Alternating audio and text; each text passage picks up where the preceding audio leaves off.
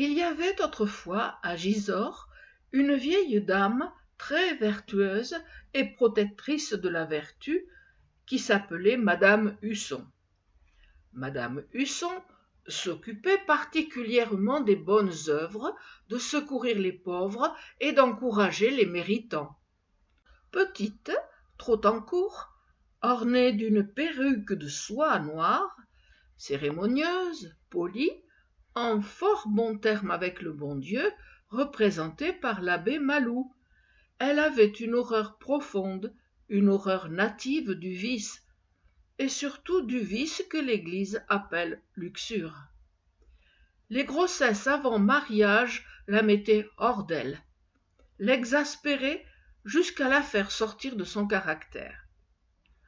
Or, c'était l'époque où l'on couronnait des rosières aux environs de Paris, et l'idée vint à madame Husson d'avoir une rosière à Gisors.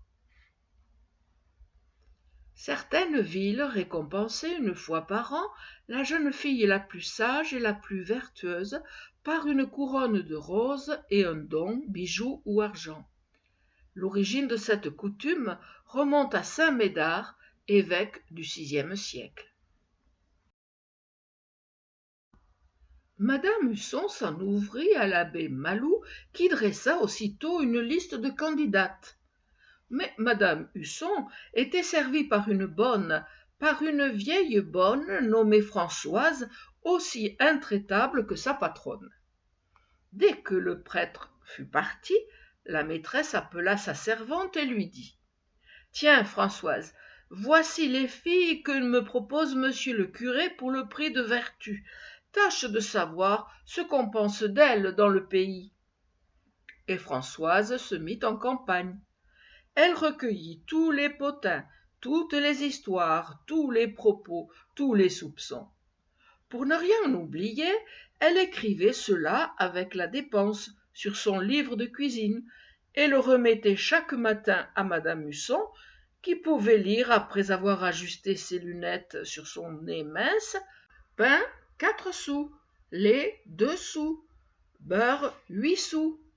Malvina Levesque, ça dérangeait l'an dernier avec Mathurin poilu. Un gigot 25 sous, sel 1 sou. Rosalie Vatinelle, qui a été rencontrée dans le bois Riboudet avec Césaire Pied-Noir par madame Onésime, repasseuse, le 20 juillet à la Brune. Pas une ne sortit intacte de cette enquête scrupuleuse. Françoise interrogeait tout le monde, les voisins, les fournisseurs, l'instituteur, les sœurs de l'école, et recueillait les moindres bruits. Comme il n'est pas une fille dans l'univers sur qui les commères n'aient jasé, il ne se trouva pas dans le pays une seule jeune personne à l'abri d'une médisance. Or madame Husson voulait que la rosière de Gisors ne fût même pas soupçonnée, et elle demeurait effarée, désolée, désespérée devant le livre de cuisine de sa bonne. On élargit alors le cercle des perquisitions jusqu'aux villages environnants. On ne trouva rien. Le maire fut consulté. Ses protégés échouèrent. Celles du docteur Barbesol n'eurent pas plus de succès, malgré la précision de ses garanties scientifiques. Or, un matin, Françoise, qui rentrait d'une course, dit à sa maîtresse: « Voyez-vous, madame, si vous voulez couronner quelqu'un, il n'y a qu'Isidore dans la contrée. » Madame Husson resta rêveuse. Elle le connaissait bien, Isidore, le fils de Virginie, la fruitière. Sa chasteté proverbiale faisait la joie de Gisors depuis plusieurs années déjà, servait de thème plaisant aux conversations de la ville et d'amusement pour les filles qui s'égayaient à le taquiner. Âgé de 20 ans passés, grand, gauche, lent et craintif, il aidait sa mère dans son commerce et passait ses jours à éplucher des fruits ou des légumes, assis sur une chaise devant la porte. Il avait une peur maladive des jupons, qui lui faisait baisser les yeux dès qu'une cliente le regardait en souriant. Et cette timidité bien connue le rendait le jouet de tous les espiègles du pays. Les mots hardis, les gauloiseries, les allusions graveleuses le faisaient rougir si vite que le docteur Barbezole l'avait surnommé le thermomètre de la pudeur. Savait-il ou ne savait-il pas? Se demandaient les voisins, les malins. Était-ce le simple pressentiment de mystères ignorés et honteux, ou bien l'indignation pour les vils contacts ordonnés par l'amour qui semblait émouvoir si fort le fils de la fruitière Virginie? Les galopins du pays, en courant devant sa boutique, hurlaient des ordures à pleine bouche afin de le voir baisser les yeux. Les filles s'amusaient à passer, repasser devant lui en chuchotant des polissonneries qui le faisaient rentrer dans la maison. Les plus hardis le provoquaient ouvertement pour rire, pour s'amuser, lui donner des rendez-vous, lui proposer un tas de choses abominables. Donc madame Husson était devenue rêveuse. Certes, Isidore était un cas de vertu exceptionnel, notoire, inattaquable. Personne, parmi les plus sceptiques, parmi les plus incrédules, n'aurait osé soupçonner Isidore de la plus légère infraction à une loi quelconque de la morale. On ne l'avait jamais vu non plus dans un café, jamais rencontré le soir dans les rues. Il se couchait à 8 heures et se levait à 4. C'était une perfection, une perle. Cependant, madame Husson hésitait encore. L'idée de substituer un rosier à une rosière la troublait, l'inquiétait un peu, et elle se résolut à consulter l'abbé Malou. L'abbé Malou répondit: « Qu'est-ce que vous désirez récompenser, madame? C'est la vertu, n'est-ce pas? Et rien que la vertu. Que vous importe alors qu'elle soit mâle ou femelle? La vertu est éternelle, elle n'a pas de patrie et pas de sexe. Elle est la vertu. » Encouragée ainsi, madame Husson alla trouver le maire. Il approuva tout à fait. « Nous ferons une belle cérémonie, dit-il. Et une autre année, si nous trouvons une femme aussi digne qu'Isidore, nous couronnerons une femme. C'est même là un bel exemple que nous donnerons à Nanterre. Ne soyons pas exclusifs, accueillons tous les mérites. » Isidore, prévenu, rougit très fort et sembla content. Le couronnement fut donc fixé au 15 août, fête de la Vierge Marie et de l'empereur Napoléon. La municipalité avait décidé de donner un grand éclat à cette solennité et on avait disposé l'estrade sur les couronneaux, charmant prolongement des remparts de la vieille forteresse. Par une naturelle révolution de l'esprit public, la vertu d'Isidore, bafouée jusqu'à ce jour, était devenue soudain respectable et enviée depuis qu'elle devait lui rapporter 500 francs, plus un livret de caisse d'épargne, une montagne de considération et de la gloire à revendre. Les filles maintenant regrettaient leur légèreté, leur rire, leurs allures libres, et Isidore, bien que toujours modeste et timide, avait pris un petit air satisfait qui disait sa joie intérieure. Dès la veille du 15 août, toute la rue Dauphine était pavoisée de drapeaux. On avait jeté des fleurs tout le long du parcours du cortège, comme on fait aux processions de la Fête-Dieu, et la garde nationale était sur pied sous les ordres de son chef, le commandant Desbarres, un vieux solide de la grande armée, qui montrait avec orgueil, à côté du cadre contenant la croix d'honneur donnée par l'empereur lui-même, la barbe d'un cosaque cueillie d'un seul coup de sabre au menton de son propriétaire par le commandant pendant la retraite de Russie. Le commandant Desbarres s'en vint donc avec ses hommes, musique en tête, chercher Isidore dans la boutique de sa mère. Après un petit air joué sous ses fenêtres, le rosier lui-même apparut sur le seuil. Il était vêtu de coutil blanc des pieds à la tête et coiffé d'un chapeau de paille qui portait comme cocarde un petit bouquet de fleurs d'oranger. Cette question du costume avait beaucoup inquiété madame Husson, qui hésita longtemps entre la veste noire des premiers communiants et le complet tout à fait blanc. Mais Françoise, sa conseillère, la décida pour le complet blanc en faisant voir que le rosier aurait l'air d'un cygne. Derrière lui parut sa protectrice, sa marraine, madame Husson triomphante. Elle prit son bras pour sortir et le maire se plaça de l'autre côté du rosier. Les tambours battaient. Le commandant des barres commanda « Présentez armes !» Le cortège se mit en marche vers l'église, au milieu d'un immense concours de peuple venu de toutes les communes voisines. Après une courte messe et une allocution touchante de l'abbé Malou, on repartit vers les Couronneaux, où le banquet était servi sous une tente. Avant de se mettre à table, le maire prit la parole. Voici son discours textuel. Jeune homme, une femme de bien, aimée des pauvres et respectée des riches, madame Husson, que le pays tout entier remercie ici par ma voix, a eu la pensée, l'heureuse et bienfaisante pensée, de fonder en cette ville un prix de vertu qui serait un précieux encouragement offert aux habitants de cette belle contrée. Vous êtes, jeune homme, le premier élu, le premier couronné de cette dynastie de la sagesse et de la chasteté. Votre nom restera en tête de cette liste des plus méritants. Il faudra que votre vie, comprenez-le bien, que votre vie tout entière réponde à cet heureux commencement.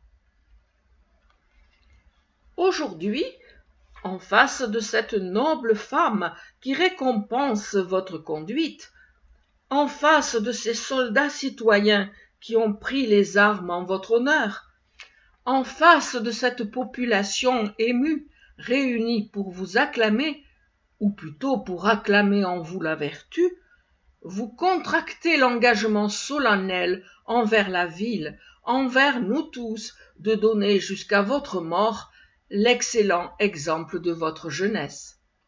Ne l'oubliez point, jeune homme, vous êtes la première graine jetée dans ce champ de l'espérance. Donnez-nous les fruits que nous attendons de vous. Le maire fit 3 pas, ouvrit les bras et serra contre son cœur Isidore qui sanglotait. Il sanglotait, le rosier, sans savoir pourquoi, d'émotions confuses, d'orgueil, d'attendrissement vague et joyeux. Puis le maire lui mit dans une main une bourse de soie où sonnait de l'or, 500 francs en or, et dans l'autre un livret de caisse d'épargne. Et il prononça d'une voix solennelle « Hommage, gloire et richesse à la vertu !» Le commandant des barres hurlait « Bravo !» Les grenadiers vociféraient, le peuple applaudit. À son tour, madame Husson s'essuya les yeux. Puis on prit place autour de la table où le banquet était servi. Il fut interminable et magnifique. Les plats suivaient les plats. Le cidre jaune et le vin rouge fraternisaient dans les verres voisins et se mêlaient dans les estomacs. Les chocs d'assiettes, les voix et la musique qui jouait en sourdine faisaient une rumeur continue, profonde, s'éparpillant dans le ciel clair où volaient les hirondelles. Madame Husson rajustait par moments sa perruque de soie noire, chavirée sur une oreille, et causait avec l'abbé Malou. Le maire excité parlait politique avec le commandant des barres. Et Isidore mangeait, Isidore buvait, comme il n'avait jamais bu et mangé. Il prenait et reprenait de tout, s'apercevant pour la première fois qu'il est doux de sentir son ventre s'emplir de bonnes choses qui font plaisir d'abord en passant dans la bouche. Il avait desserré adroitement la boucle de son pantalon qui le serrait sous la pression croissante de son bedon. Et silencieux, un peu inquiété cependant par une tache de vin tombée sur son veston de coutil, il cessait de mâcher pour porter son verre à sa bouche et l'y garder le plus possible, car il goûtait avec lenteur. L'heure des toasts sonna. Ils furent nombreux et très applaudis. Le soir venait. On était à table depuis midi. Déjà flottaient dans la vallée les vapeurs fines et laiteuses, légers vêtements de nuit des roseaux et des prairies. Le soleil touchait à l'horizon. Les vaches beuglaient au loin dans les brumes des pâturages. C'était fini. On redescendait vers Gisors. Le cortège, rompu maintenant, marchait en débandade. Madame Husson avait pris le bras d'Isidore et lui faisait des recommandations nombreuses, pressantes, excellentes. Ils s'arrêtèrent devant la porte de la fruitière et le rosier fut laissé chez sa mère. Elle n'était point rentrée. Invitée par sa famille à célébrer aussi le triomphe de son fils, elle avait déjeuné chez sa sœur, après avoir suivi le cortège jusqu'à la tente du banquet. Donc Isidore resta seul dans la boutique où pénétrait la nuit. Il s'assit sur une chaise, agité par le vin et par l'orgueil. Il regarda autour de lui. Les carottes, les choux, les oignons répandaient dans la pièce fermée leur forte senteur de légumes, leurs arômes jardiniers et rudes, auxquels se mêlait une douce et pénétrante odeur de fraises et le parfum léger, le parfum fuyant d'une corbeille de pêche. Le rosier en prit une et la mangea à pleines dents, bien qu'il eût le ventre rond comme une citrouille. Puis, tout à coup, affolé de joie, il se mit à danser. Et quelque chose sonna dans sa veste. Il fut surpris, enfonça ses mains dans ses poches et ramena la bourse aux 500 francs qu'il avait oubliés dans son ivresse. 500 francs! Quelle fortune! Il versa les louis sur le comptoir et les étala d'une lente caresse de sa main grande ouverte pour les voir tous en même temps. Il y en avait 25. 25 pièces rondes en or, toutes en or. Elles brillaient sur le bois dans l'ombre épaissie. Et il les comptait et les recomptait, posant le doigt sur chacune d'elles et murmurant 1, 2, 3, 4, 5, 100, 6, 7, 8, 9, 10, 200. Puis il les mit dans la bourse, qu'il cacha de nouveau dans sa poche. Qui saura, et qui pourrait dire le combat terrible livré dans l'âme du rosier entre le mal et le bien, l'attaque tumultueuse de Satan, ses ruses, les tentations qu'il jeta en ce cœur timide et vierge. Quelles suggestions, quelles images, quelles convoitises inventa le malin pour émouvoir et perdre cet élu. Il saisit son chapeau, l'élu de Madame Husson, son chapeau qui portait encore le petit bouquet de fleurs d'oranger, et sortant par la ruelle derrière la maison, il disparut dans la nuit. La fruitière Virginie, prévenue que son fils était rentré, revint presque aussitôt et trouva la maison vide. Elle attendit sans s'étonner d'abord, puis au bout d'un quart d'heure elle s'informa. Les voisins de la rue Dauphine avaient vu entrer Isidore et ne l'avaient point vu ressortir. Donc on le chercha. On ne le découvrit point. La fruitière inquiète courut à la mairie. Le maire ne savait rien, sinon qu'il avait laissé le rosier devant sa porte. Madame Husson venait de se coucher quand on l'avertit que son protégé avait disparu. Elle remit aussitôt sa perruque, se leva et vint elle-même chez Virginie. Virginie, dont l'âme populaire avait l'émotion rapide, pleurait toutes les larmes au milieu de ses choux, de ses carottes et de ses oignons. On craignait un accident. Lequel?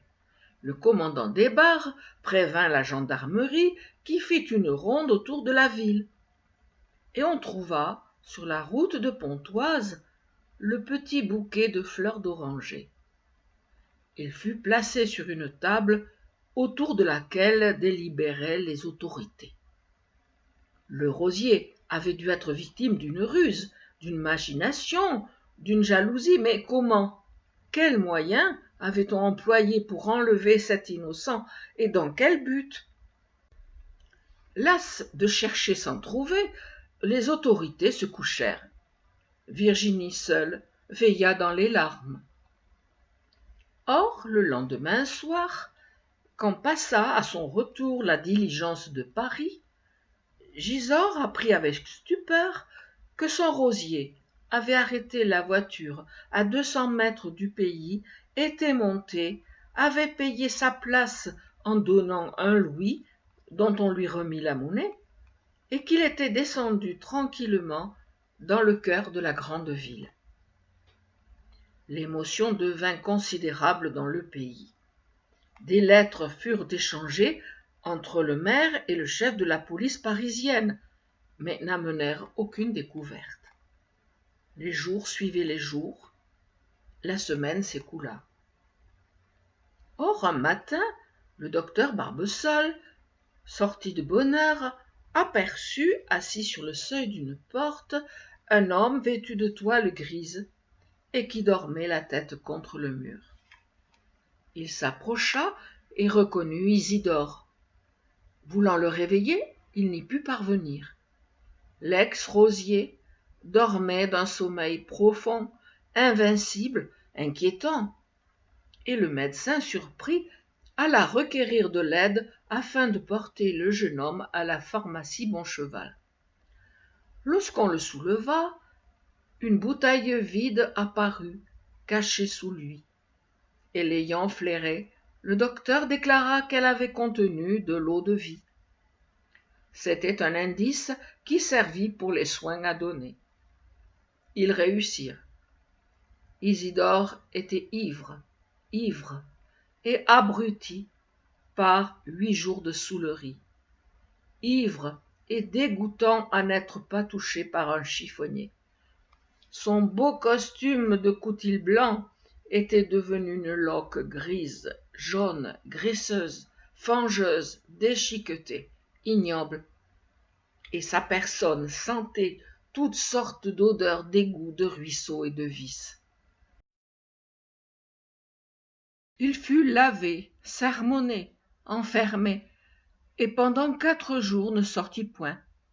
Il semblait honteux et repentant. On n'avait retrouvé sur lui ni la bourse aux 500 francs, ni le livret de caisse d'épargne, ni même sa montre d'argent, héritage sacré laissé par son père le fruitier.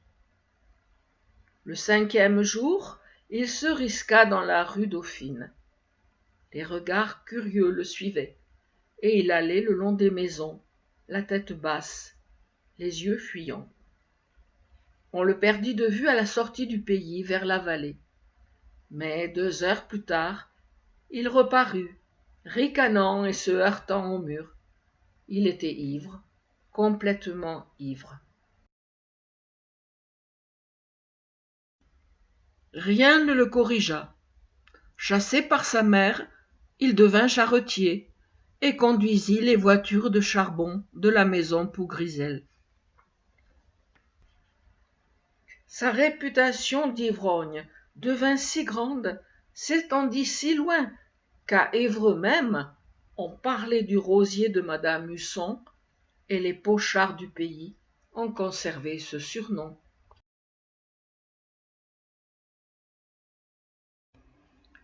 Aujourd'hui encore, des rosiers et rosières sont élus chaque année dans un certain nombre de villes et de villages de France. C'est l'occasion de faire une grande fête. L'institution a évolué. Par exemple, la Rosière de Saint-Sauf d'Auvergne, élue en 2013, Laura Virasamy, a été choisie pour son implication dans la vie sociale du village, sa participation à l'équipe de foot et au comité des jeunes. Jadis, la rosière de ce village devait obligatoirement être vierge. Depuis bien longtemps, ce n'est plus un critère de sélection.